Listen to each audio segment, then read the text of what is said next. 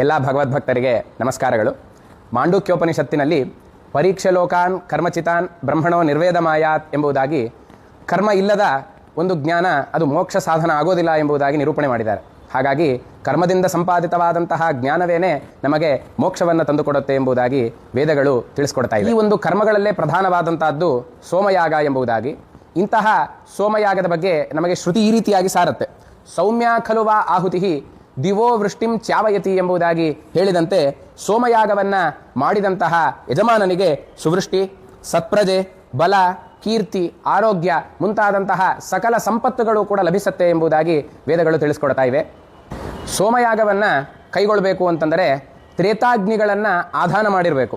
ತ್ರೇತಾಗ್ನಿಗಳು ಅಂತಂದರೆ ಗಾರ್ಹಪತ್ಯ, ಆಹವನೀಯ ಮತ್ತು ದಾಕ್ಷಿಣಾಗ್ನಿ ಎಂಬುದಾಗಿ 3 ಅಗ್ನಿಗಳನ್ನು ಆಧಾನ ಮಾಡಿದಂತಹ ವ್ಯಕ್ತಿಗೆ ಸೋಮಯಾಗದಲ್ಲಿ ಒಂದು ಅರ್ಹತೆ ಎನ್ನುವಂಥದ್ದು ಸಿಗತ್ತೆ.